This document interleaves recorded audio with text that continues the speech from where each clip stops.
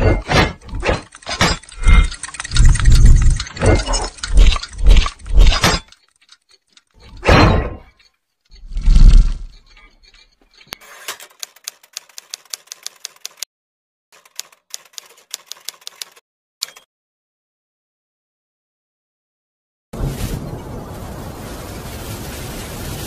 الله الرحمن الرحيم.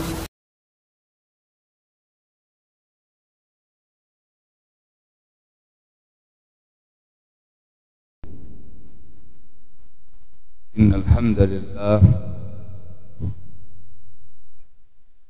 نحمده ونستعينه ونستغفره ونعوذ بالله من شرور أنفسنا ومن سيئات أعمالنا من يهده الله فلا مضل له ومن يضلل فلا هادي له وأشهد أن لا إله إلا الله وحده لا شريك له وأشهد أن محمدا عبده ورسوله يا أيها الذين آمنوا اتقوا الله حق تقاته ولا تموتن إلا وأنتم مسلمون يا أيها الناس اتقوا ربكم الذي خلقكم من نفس واحدة وخلق منها زوجها وبث منهما رجالا كثيرا ونساء واتقوا الله الذي تساءلون به والأرحام إن الله كان عليكم رقيبا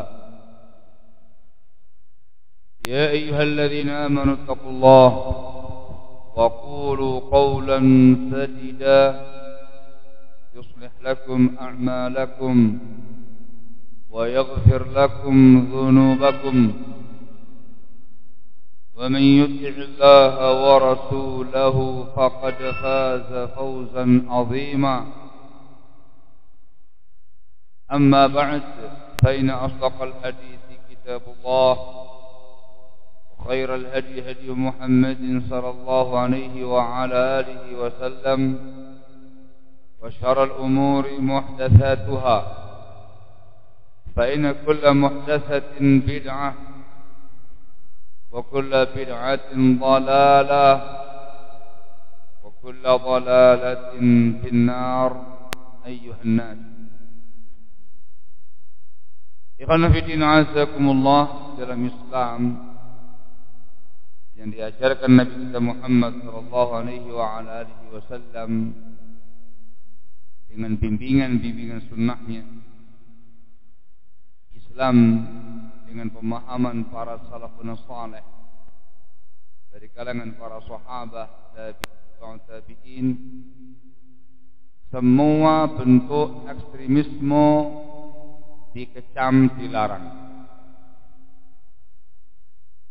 Semua bentuk tindakan-tindakan yang melampaui batas-batas syarak dikecam, dilarang. Begitu pula segala sesuatu yang kurang dari batas-batas syariat, semuanya dilarang. Dalam nas-nas Al-Quranul Karim, juga hadis Rasulullah sallallahu alaihi wa ala alihi wasallam dan keterangan para ulama, ekstremisme ini dibahasakan dengan al-ghulu, juga dibahasakan dengan at-tanattu', juga dibahasakan dengan tasyaddud dan yang semisal itu. Dan di dalam nusus Alkitab was Sunnah, semua itu dibawakan dalam bentuk kecaman, larangan, tidak boleh hulu, tidak boleh tanattu', dilarang yang namanya tasyaddud. Terkadang dengan nas larangan langsung, terkadang dengan membawakan efeknya, efek negatifnya. Ikhwan fillah azakumullah, al-ghulu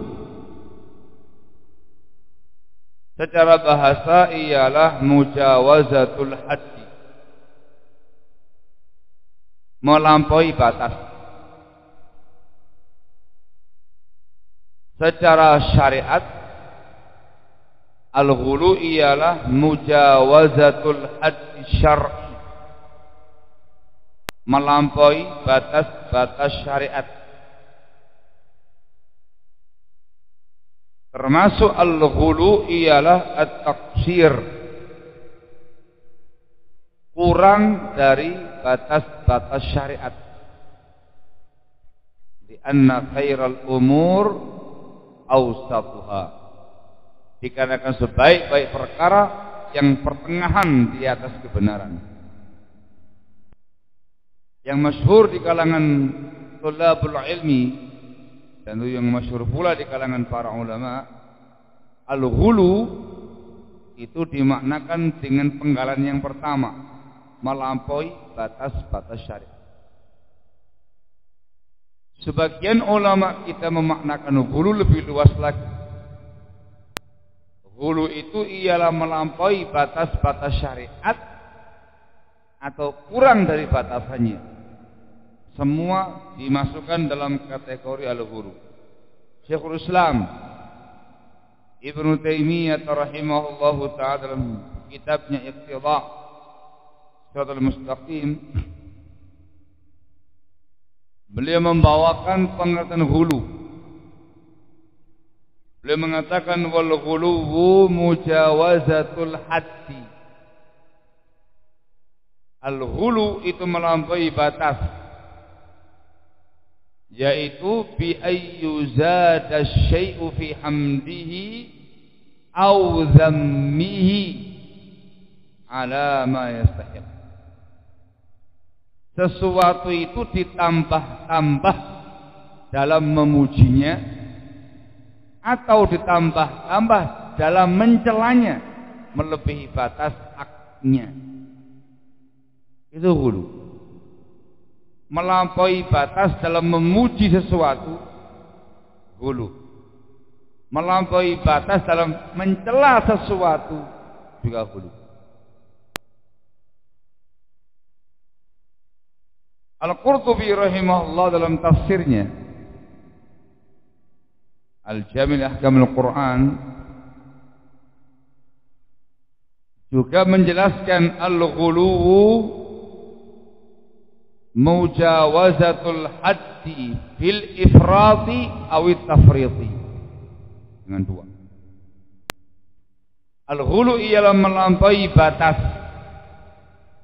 baik dengan ifrat, tindakan-tindakan yang melampaui batas syariat, atau dengan tafrit, tindakan atau hal-hal yang kurang dari batasannya.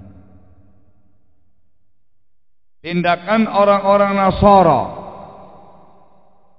yang menuhankan Isa bin Maryam alaihissalam, atau yang meyakini Isa anak Tuhan, atau meyakini Isa itu Trinitas, Salisu Salasa, dikatakan ghulu, melampaui batas dalam menyikapi Nabi Allah Isa. Tindakan orang-orang Yahudi yang membenci, yang memusuhi Nabi Allah Isa alaihissalam, meyakini beliau sebagai anak zina, itu juga dikatakan ghulu, tindakan melampaui batas dalam syariat. Nasara melampaui batasnya, Yahudi kurang dari batasnya. Yang tengah-tengah yang benar adalah Nabiullah Isa alaihissalam Abdullahi wa Rasuluh, hamba Allah bukan Tuhan, Rasul Allah bukan anak zina. Nasara dikatakan ghulu, Yahudi juga dikatakan ghulu. Dan inilah pemahaman ghulu yang benar, yang tepat. Maka segala sesuatu baik itu ucapan atau perbuatan atau keyakinan atau pemahaman yang melampaui batas-batas syariat atau kurang dari batasannya, itu namanya ghulu. Ikhwan fillah azakumullah, ghulu, ekstremisme, radikalisme ini merupakan sifatnya ahlul kitab, sifatnya al-Yahud wan Nasara, sunnah mereka. Dan Allah mengecam, melarang tindakan ini. Disebutkan di An-Nisa ayat 171. Allah berfirman, ya ahlal kitab, la taghlu fi dinikum wa la taqulu 'ala Allahi illa al-haq. Wahai ahlul kitab, kalian jangan hulu, melampaui batas pada agama kalian, dan jangan berucap atas nama Allah melainkan kebenaran. Ahlul kitab dua, al-Yahud wan Nasara, dan dua-duanya dilarang untuk melakukan tindakan hulu pada agama mereka. Nasara ifrat, Yahudi tafrid, semua dikecam tindakan hulunya. Juga di Al-Maidah ayat yang ke-77 Allah berfirman, qul ya ahlal kitab la taghlu fi dinikum ghairal haqqi. Katakan wahai Nabi SAW, wahai ahli kitab, kalian jangan hulu, melampaui batas pada agama-agama kalian dengan tanpa kebenaran. Kata-kata ghairul haqq tidak dimaknakan ada hulu yang benar. Lah, semua hulu tidak benar. Maka lafaz ghairil haqq dalam istilah tafsirnya, kayak tafsirnya ialah sifatun kasyifatun la mafhumalah. Disebut dengan sifatun kasyifah, sebuah kriteria yang membongkar realita hulu. Tidak ada mukhalafah, tidak ada yang mengatakan ada hulu yang benar, ada hulu yang salah. Tidak, semua hulu tidak benar. Maka lafaz ini membongkar realita hulu. Semua tindakan hulu itu pasti tidak benar, dan itu dikecam sebagai sifatnya. Ini ayat ada dua sekaligus kecamannya. Yang pertama, larangan hulu. Yang kedua, al-hulu itu merupakan sifatnya di kita. Dan kaum muslimin tidak boleh mengerjakan larangan. Juga kaum muslimin tidak boleh menyerupai ahli kita. Apalagi dalam hal-hal yang diharamkan dalam agama. Barakallahu.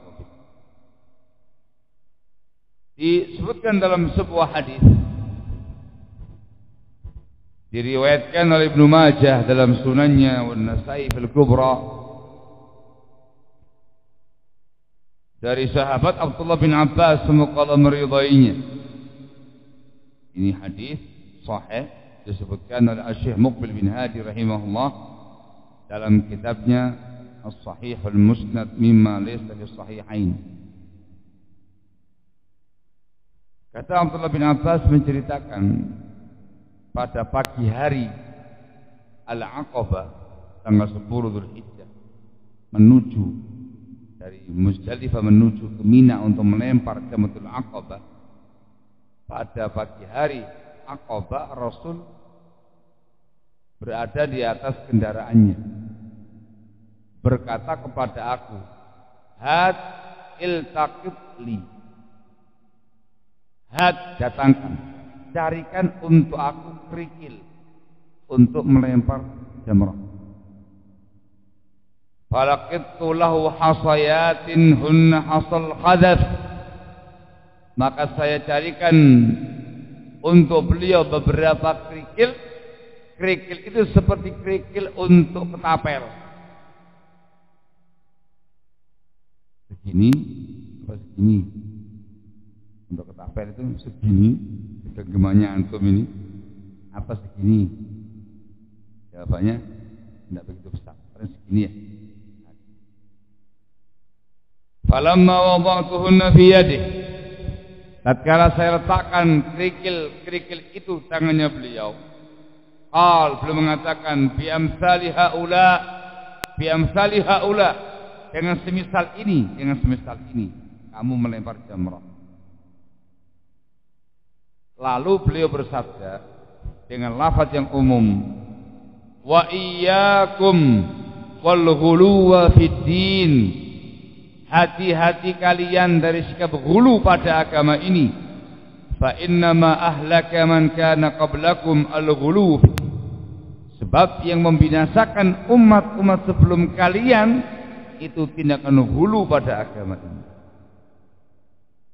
Hadis ini terkait dengan sababul wurudnya, sabab munculnya hadis itu berkaitan dengan melempar jumrah pada haji, berkaitan dengan kerikilnya. Yang sunnah menggunakan asal hadzaf, kerikil yang dipakai untuk ketapel.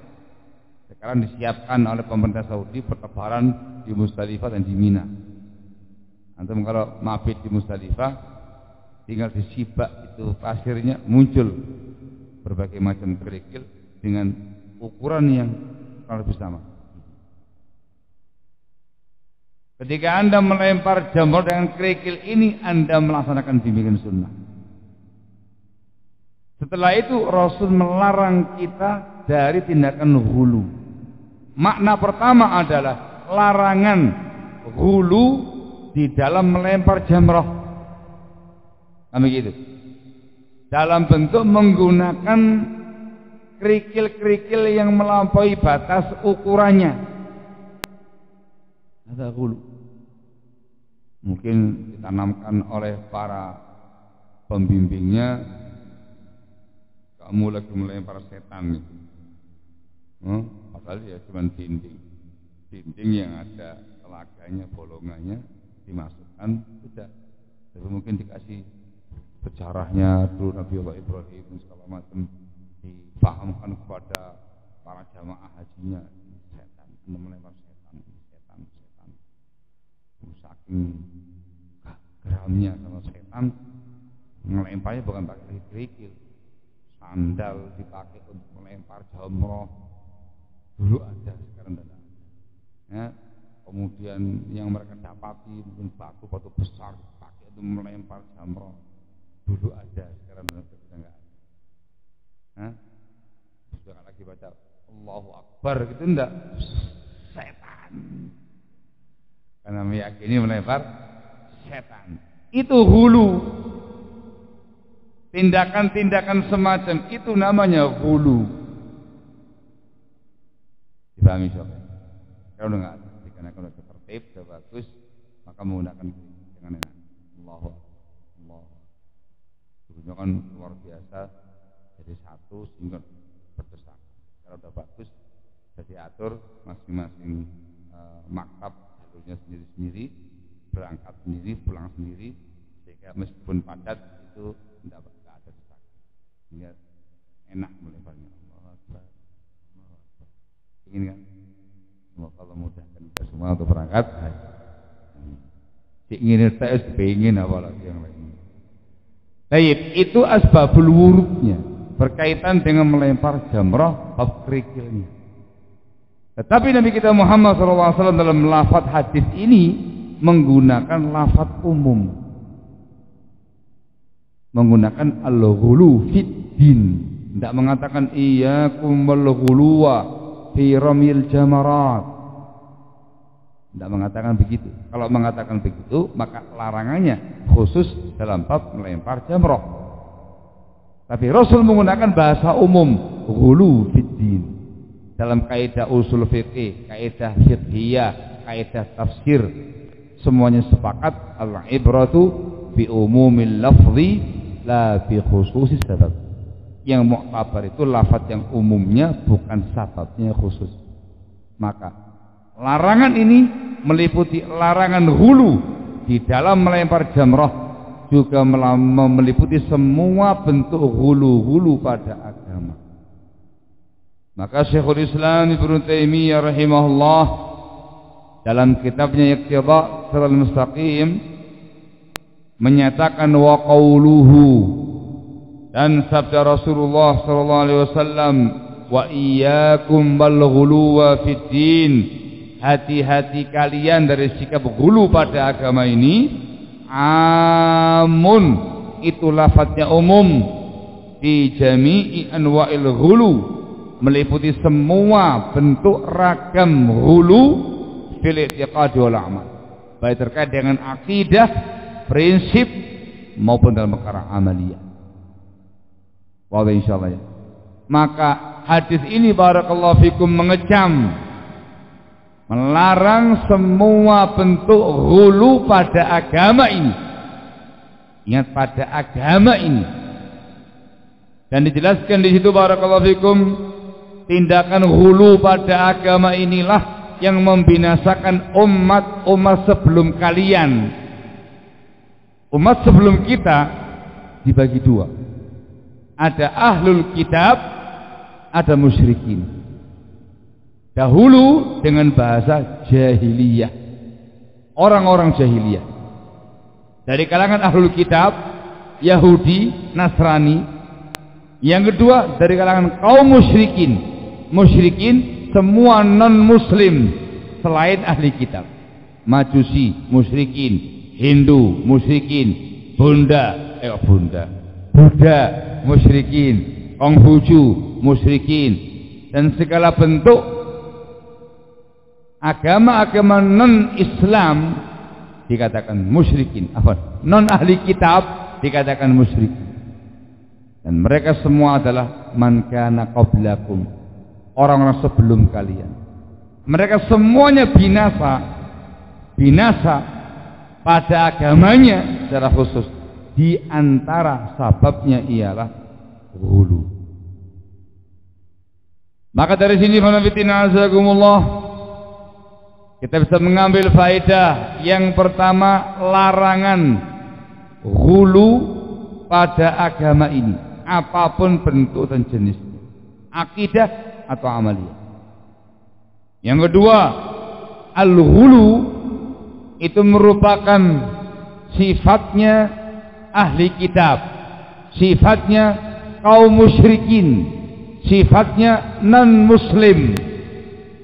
Mohon maaf, bukan syarat, tapi ini lafaz hadis yang disebutkan dalam riwayat. Ya, ghulu, ekstremisme, radikalisme itu sifatnya orang-orang Yahudi, sifatnya orang Nasrani, dan sifatnya semua non-muslim selain ahli kitab tadi. Dan yang ketiga, tindakan ekstremisme, radikalisme inilah yang membinasakan mereka semuanya. Disampaikan Rasul kepada kaum muslimin supaya umat Islam jangan melakukan tindakan ini, jangan ikut-ikutan meniru non-muslim yang radikalis, ekstremis. Jadilah muslimin yang terbimbing dengan bimbingan Islam dan bimbingan sunnah dengan pemahaman salaf. Barakallahu fikum. Anti ghulu. Difahami insyaallah ya. Ini bahasa pertama, ghulu. Dalam hadis yang lain disebutkan, dibawakan dengan bahasa dan istilah yang kedua, namanya tanattu'. Dalam Sahih Muslim, sahabat Abdullah bin Mas'ud semoga meridainya, Rasulullah sallallahu alaihi wasallam bersabda, halakal mutanatti'un, qalaha thalatha, halakal mutanatti'un, halakal mutanatti'un, halakal mutanatti'un, binasa, telah binasa orang-orang yang tanattu'. 3 kali mengatakan demikian. Binasa orang-orang yang tanattu'. Kata-kata halaka disebutkan dalam hadis ini menggunakan bentuk fi'il madhi. Begitu ya ilmu sharafnya ya. Betul ya? Halaka yahliku. Halaka fi'il madhi, yahliku fi'il mudhari'. Menggunakan bahasa fi'il madhi untuk menegaskan itu kepastian. Fi'il madhi kan fi'il yang menggambarkan perkara yang telah lampau. Dipahami ya? Dalam pembahasan fikih hadis itu kepastian dan sudah lama. Tindakan tanattu itu membinasakan, pasti binasa pelakunya dan sudah lama itu. Bahasa Jawa ini seket biyen. Ya. Sudah lama seket biyen, sudah lama yang namanya tanattu itu membinasakan. Dan pelakunya mutanattu pasti akan binasa. Terus biket biyen ngono kuwi. Sudah lama. Artinya tanattu ini bukan barang baru, sudah lama. Kalau yang lama, siapa pelakunya kalau begitu? Mereka orang jahiliyah, ahli kitab dan musyrik. Sudah lama seket biyen itu. Dan itu membinasakan dan pasti akan binasa. Siapa al-mutanattu? Apa tanattu itu? Al-Imam An-Nawawi rahimahullahu taala dalam kitabnya Syarah Sahih Muslim beliau mengatakan qala rahimahullah ay al-muta'ammiqun, orang-orang yang suka berdalam-dalam dalam segala sesuatu tanpa bimbingan sunnah. Ta'ammuq, yang suka berdalam-dalam dalam segala hal tanpa bimbingan sunnah. Al-ghalun, orang-orang yang ghulu. Al-mujawizun al-hudud, dan orang-orang yang melampaui batas-batas fi aqwalihim wa af'alihim, dalam ucapan-ucapan mereka dan dalam perbuatan-perbuatan mereka. Jadi at-tanattu itu ghulu wa ziyadah, tindakan melampaui batas plus dikarenakan ada kata-kata ta'ammuq, ekstrim, suka berdalam-dalam dalam segala hal dengan tindakan yang melampaui batas syariat, baik pada ucapan mereka atau pada perbuatan mereka.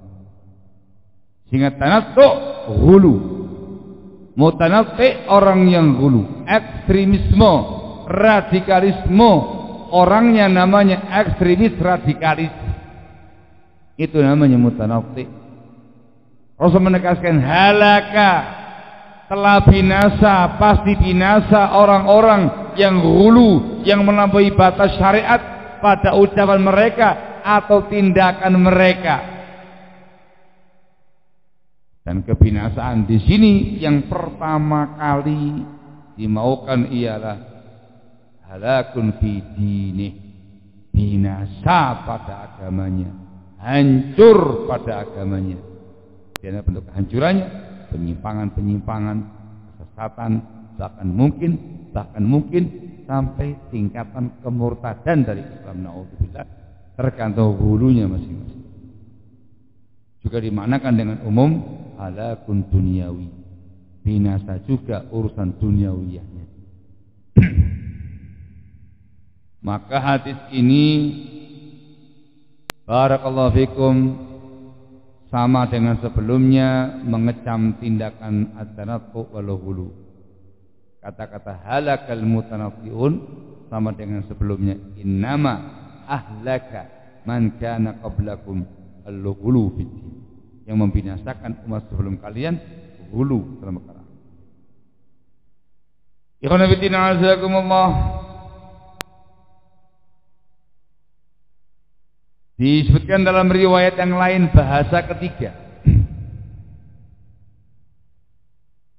Yang pertama ghulu, yang kedua tanattu', ada lagi yang ketiga dibahasakan dengan tasyaddud. Tasyaddud dari kata-kata syiddah, keras. Tasyaddud sikap keras. yakni ekstrim, radikal.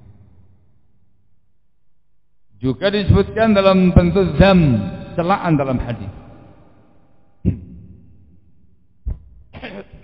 Disebutkan dalam Sahih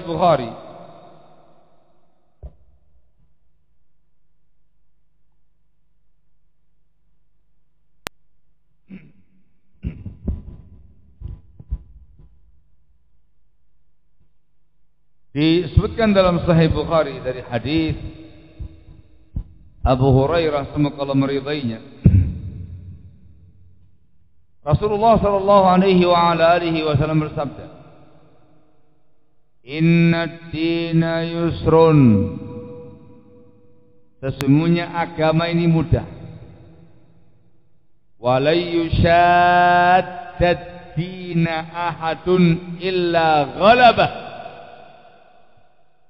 Dan tidak ada seseorang pun yang memiliki sikap tasyaddud pada agama ini, melainkan dia pasti akan mengalahkannya. Dia akan terkalah. Ila akhir hadis, sampai akhir hadis. Barakallahu fikum. Ini hadis tegas mengecam tindakan tasyaddud di din. Tasyaddud lawannya yusrun. Yusrun itu mudah. Tasyaddud lawannya sikap keras, sikap ekstrim yang justru menyulitkan dia. Bertentangan dengan kemudahan Islam, bertentangan dengan keindahan-keindahan Islam. Siapa saja yang memiliki sikap tasyaddud, maka dia akan kalah, dia akan tepar, dia akan menyimpang. Lafaz tasyaddudnya dibawakan dengan lafaz yang umum, dikaitkan dengan agama, at-tasyaddudu fid. Kalau anda membaca keterangan para ulama, juga keterangan ahlul lughah terkait dengan tasyaddud, itu mereka akan membahas lebih luas lagi. At-tasyaddud imma bil ifrat wa imma bil tafrid. Sikap kaku, sikap keras, sikap ekstrim terkadang dengan tindakan ifrat melampaui batas syariat, atau dengan tafrid, tindakan yang kurang dari batasnya. Bedanya, kalau hulu lebih banyak digunakan untuk yang melampaui batas. Tasyaddud lebih banyak digunakan untuk yang kurang dari batasannya. Hulu di zaman sekarang ini lebih banyak digunakan untuk sikap tamayyu', bermudah-mudah, lembek. Tasyaddud untuk yang keras, yang kaku, jafa. Nah, lawan daripada hulu tadi. Tapi secara pemahaman luasnya melampaui dua sekaligus. Itu yang namanya tasyaddud. Hadza huwa. Dan itu lafaznya umum dalam bentuk semua tasyaddud pada agama ini, baik terkait dengan pemikiran, pemahaman, akidah, ubudiyah, bahkan terkait dengan juga masalah amaliyah, semua yang tasyaddud dikecam. Di era kita sekarang ini, istilah ini menjadi masyhur, ya, untuk menggambarkan model-model kelompok-kelompok, firqah-firqah yang memiliki penyimpangan-penyimpangan akidah, penyimpangan-penyimpangan manhaj, penyimpangan-penyimpangan pemikiran yang ekstrimnya keras, garis keras. Dikatakan mereka ini adalah mutasyaddidah. Contoh, apa kan bikin contoh? Apa boleh sama panitia? Boleh juga, masalah. Aman aja. Contoh yang mutasyaddidah, kaum khawarij. Kaum khawarij pemberontak penguasa, mengkafirkan penguasa, mengkafirkan kaum muslimin. Tasyaddud, khawarij. Contoh yang lain, di sini. Yang kasar Pak mainnya. Iya, masing-masing mereka ada itunya. Kalau dibicarakan sejarah kelompok yang menyimpang, mereka punya dua-duanya. Satu sisi ngelembek, sisi yang lain kasar. Yang lebih masyhur dengan kasar-kasarnya ini. Hah? Ya tadi sudah disebutkan ada. Jadi kan dalam pembahasan sejarah kelompok, ini Khawarij, ini Syiah. Khawarij ini lebih banyak terkait dengan masalah bermudah-mudahnya. Meskipun Syiah ya, meskipun ada sisi sangarnya. Syiah ini kan menuhankan Ali, menuhankan Ahlul Bait. Ya, itu pembahasan hulunya. Kalau Khawarij mengkafirkan sahabat Ali, mengkafirkan Ahlul Bait, mengkafirkan penguasa. Ini sangarnya. Labas. Syiah dibahasakan dengan mumayyiyah, meskipun juga ada tasyadudnya. Khawarij dibahasakan mutasyaddidah, meskipun juga ada tamayyu. Contoh yang lain.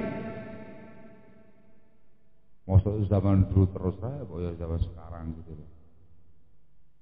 Zaman sekarang lebih panas, lebih gayeng. Kok meneng wae iki? Kok meneng wae iki? Contohnya seperti Qutbiyah, Sururiyah. Mereka ini ada dua.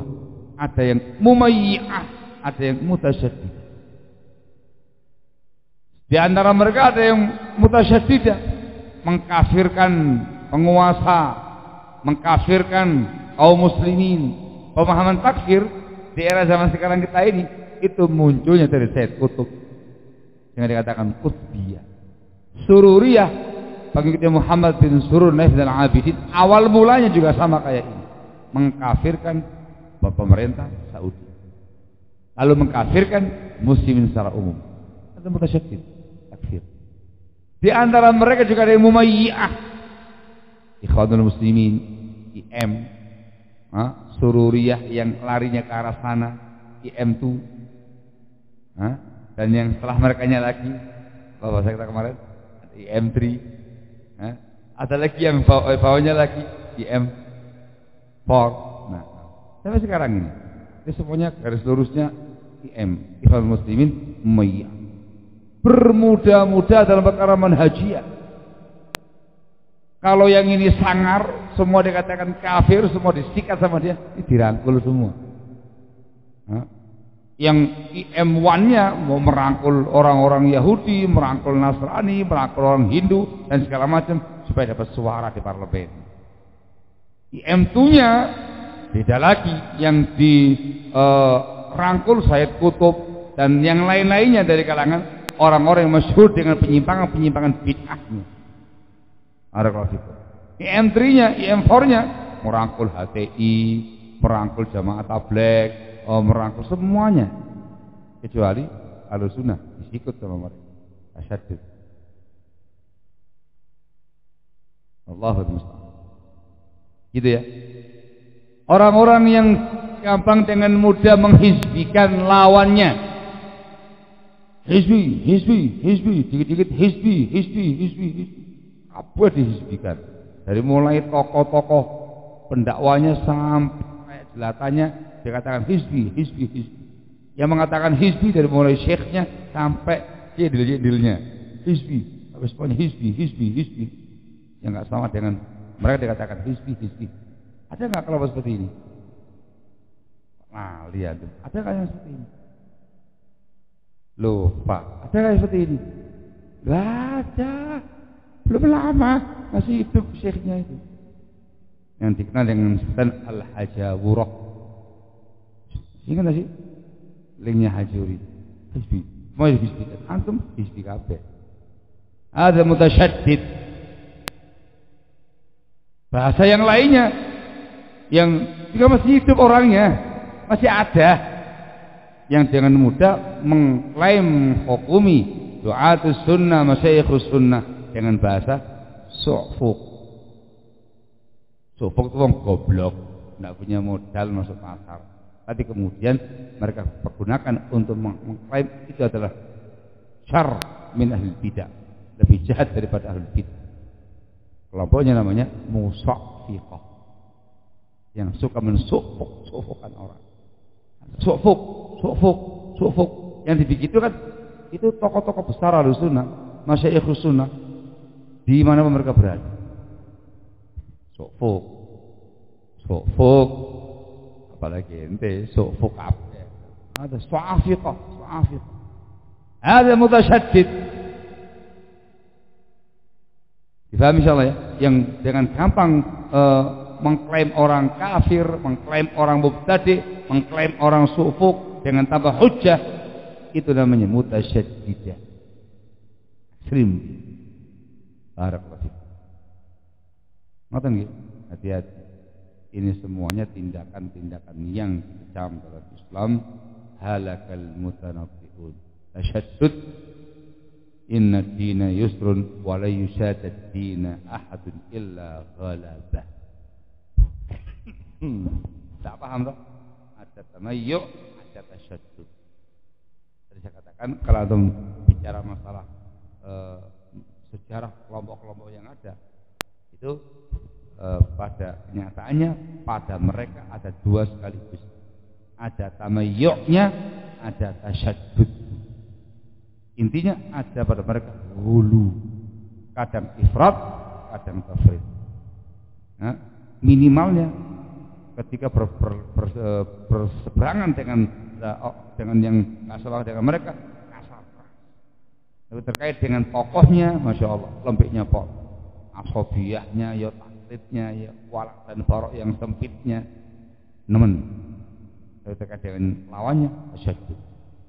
Ahlussunnah wal jamaah tengah-tengah, wasatiyah alal haqqi wa sunnah, pertengahan di atas al-haq dan sunnah. La tamayyu' wala tashaddud, la ifrat wala tafrid, la ghulu wala tarattu' wala tashaddud. Itu semuanya bukan prinsipnya Ahlussunnah. Itu semua dikecam dalam Islam. Jam berapa ya? Jam berapa? Rakaton silau dengan lampu-lampunya. Jam berapa? Jam 6 kurang 10. Sedikit lagi. Enggak apa-apa. 10 menit lagi. Dosa akeh. Nanti paginya sampai anak. Tema kali ini menggambarkan tentang Islam mengecam semua bentuk radikalisme, ekstremisme, dan penjelasan tentang ragam ekstremisme, radikalisme. Kata medik tidak apa ya? 10 menit lagi. Ini sekarang sudah masuk waktu syuruk, ditambah 10 menit supaya hilang waktu larangan, baru Anda bisa mengerjakan salat syuruk atau duha di awal waktunya. Dan ya, dikit lagi. Ikhwan fillah azakumullah. Segala bentuk ekstremisme, radikalisme yang dikecam tadi, hulu, syadud, natbu, itu ada kalanya hanya semata-mata fikrah, pemahaman. Tapi seringkalinya pelakunya selalu mendoktrin orang lain untuk ikut, mendakwahkan yang namanya pemahaman-pemahaman. Ada yang kampanye, luar biasa kampanyenya, berusaha untuk memasukkan pemahaman radikalnya kepada umat. Sebagian mereka radikalisme, ekstremisme dalam beragama ini menyeret mereka untuk melakukan tindakan-tindakan yang berbau fisik, berbau tindakan-tindakan. Inilah yang kemudian dibahasakan oleh para ulama dengan istilah al-irhab, terorisme. Ada dua macam, disebutkan oleh Asy-Syaikh Al-Allamah Asy-Syaikh Zaid bin Muhammad Al-Madkhali rahimahullahu taala wa ghafara lahu dalam kitabnya Al-Irhab wa Atharuhu Sayyi'ah ala wal umam. Beliau menyatakan yang namanya terorisme ada dua macam. Dan semua itu bermula dari ekstremisme, radikalisme. Yang pertama ialah irhabun fikri, teror pemikiran, teror pemahaman. Yang pertama, ini yang paling berbahaya. Yang saya bawakan poin pertama tadi, orang-orang yang radikalis, ekstremis dalam beragama, jarang yang diam, jarang yang pasif. Umumnya mereka aktif.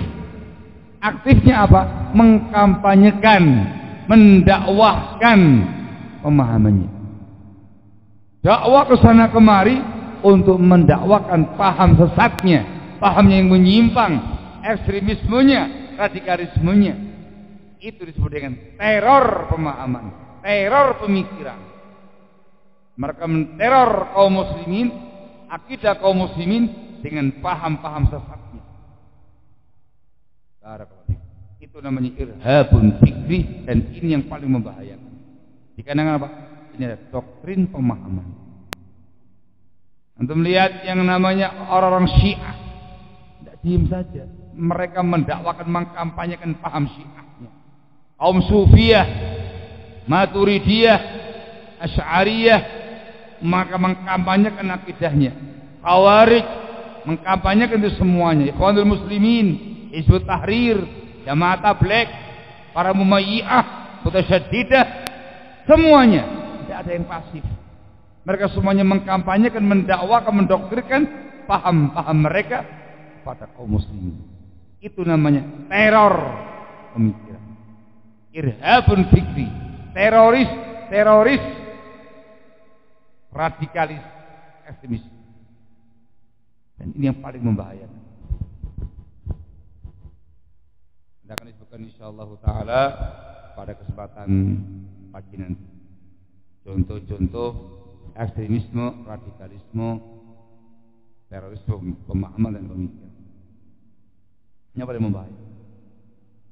Yang kedua namanya irhabun jasadi, teror fisik. Ini menimpa sebagian radikalis ekstremis dalam beragama, menyeret mereka melakukan tindakan-tindakan fisik, teror fisik, menyuarakan jihad fisabilillah, yang diteror, yang diperangi pemerintah, aparat keamanan. Menyuarakan itu semuanya, mengkafirkan penguasa, mengkafirkan kaum muslimin. Solusinya ialah resolusi jihad. Apa jihad? Mengadakan bom-bom bunuh diri. Yang dibom kaum muslimin, yang dibom turis mancanegara, yang dibom dubes-dubes mancanegara, yang dibom aparat pemerintah. Tindakan-tindakan fisik, itu namanya teror fisik, terorisme fisik. Dan itu yang lebih masyhur di kalangan kita semua dan juga di kalangan penguasa tentang terorisme, tindakan teror fisik. Ini far'un, cabangnya saja, imbas daripada yang pertama. Barakallahu fikum. Sehingga terorisme fisik itu bermula dari ekstremisme, radikalisme. Muncul terorisme pemahaman, berakhir pada terorisme fisik. Dan itu terjadi pada siapa saja yang radikal di dalam berislam. Jangan dikira hanya kaum Khawarij. Itu jelas mereka ini sebagai ikonnya, ikon radikalis teroris kaum Khawarij, dikarenakan langsung bersinggungan dengan pemerintah, dengan masalah pembahasan jihad dan semisalnya. Tetapi yang juga teroris fisik berawal dari radikalisme, ekstremisme beragama, terorisme pemahaman, juga terjadi pada semua kelompok-kelompok yang ada. Dalam sejarah Islam yang masyhur, Jahmiyah, Mu'tazilah, pada peristiwa masyhur pada tarikh Islam, fitnatu khalqil Quran. Fitnah khalqil Quran. Mereka meyakini Al-Quranul Karim adalah makhluk, bukan kalamullah, bukan sifatnya Allah. Terjadi di era siapa ini? Di era Al-Imam Ahmad bin Hanbal rahimahullah. Itu tokohnya orang-orang Jahmiyah, Mu'tazilah, yang mengingkari sifatnya Allah Jalla wa'ala. Bahkan Jahmiyah mengingkari Asmaul Husna dan sifat Allah yang sangat mulia. Mereka memunculkan teror pemahaman, teror fisik bahkan dengan fitnah.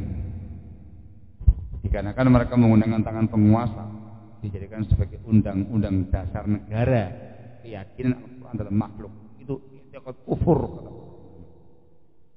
Awalnya teror pemahaman memaksakan semua masyarakat punya pemahaman ini, tapi ujungnya dikarenakan banyak penolakan, teror fisik. Siapa saja yang tidak mau berakidah seperti ini, maka dia akan dipenjara, dia akan dibunuh. Dan terjadi. Dan yang dibunuh bukan semata-mata kaum muslimin awam yang mereka sasar, DPO mereka itu para ulama. Bunuh.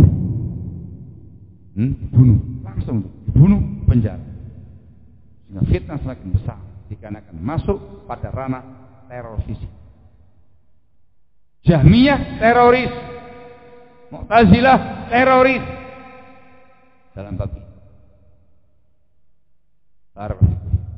Imam Ahmad bin Hanbal sebagai tokoh paling terkemuka di masa itu dijadikan sebagai DPO utama.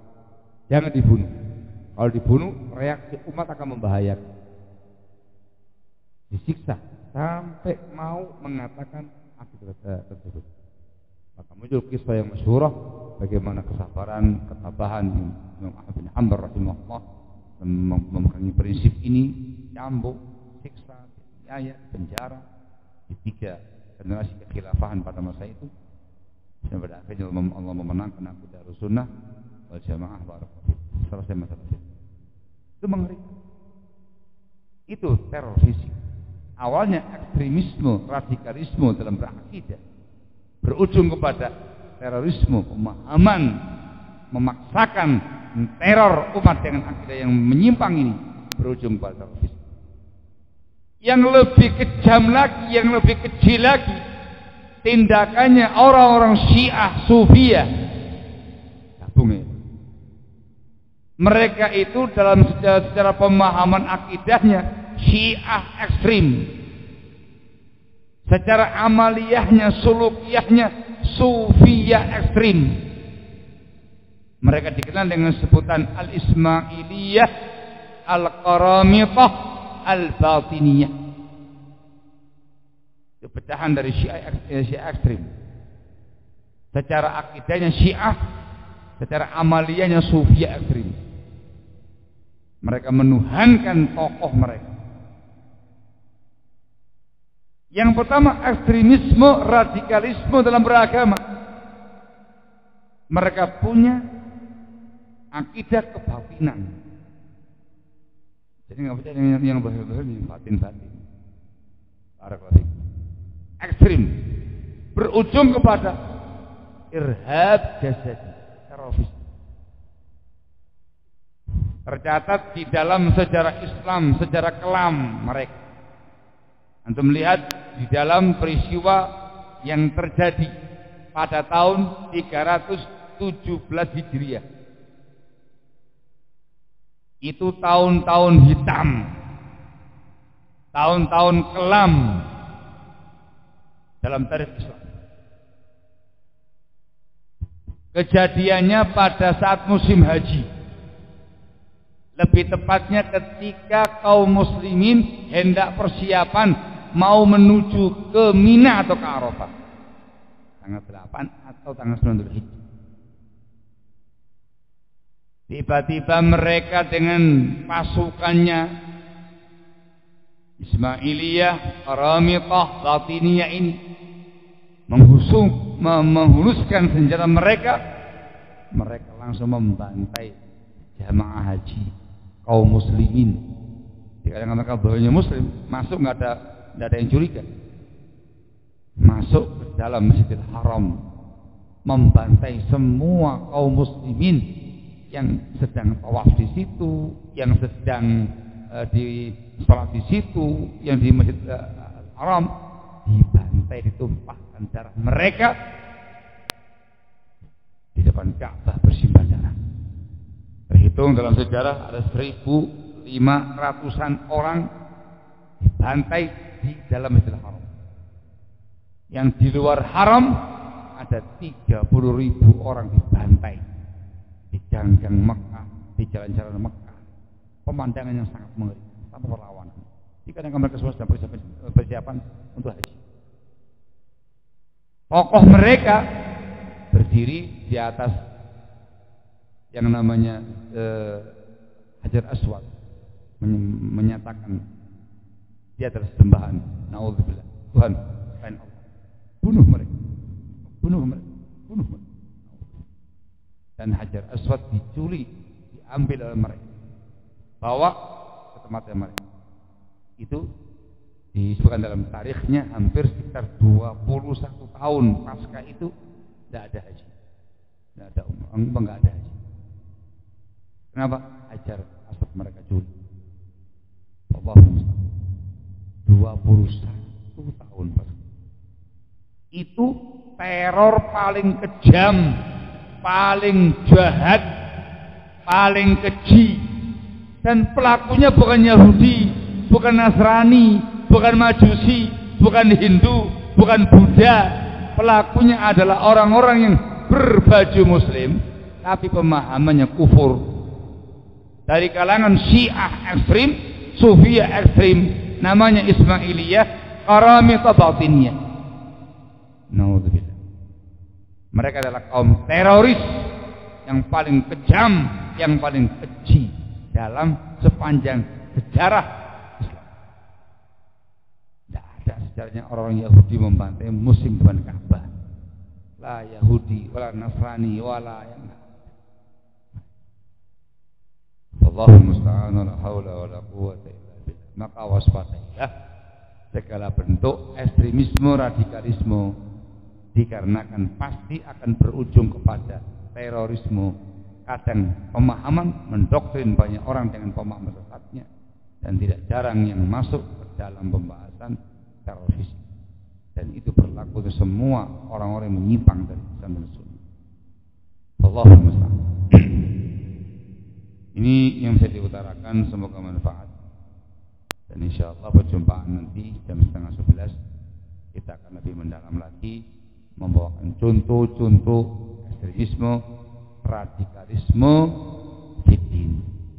Sangat banyak, cuman yang kita bahas yang berkaitan dengan apa yang sedang terjadi dan yang sering muncul di tengah-tengah umat Islam. Radikalisme jihad, radikalisme dalam menyikapi pemerintah Indonesia Raya, dan mungkin yang lainnya kalau memungkinkan dibahas ketika itu baru dipahami insyaallah ya. Nanti baru setelah itu pembahasan tentang masalah apa itu Wahabiyah, apakah Wahabi radikalis, teroris, ekstremis ataukah bukan, itu pembahasan nanti malam atau besok pagi insyaallah. Sementara cukup, naktafi lahuna subhanaka wa bihamdika asyhadu an la ilaha illa anta astaghfiruka wa atubu ilaik wa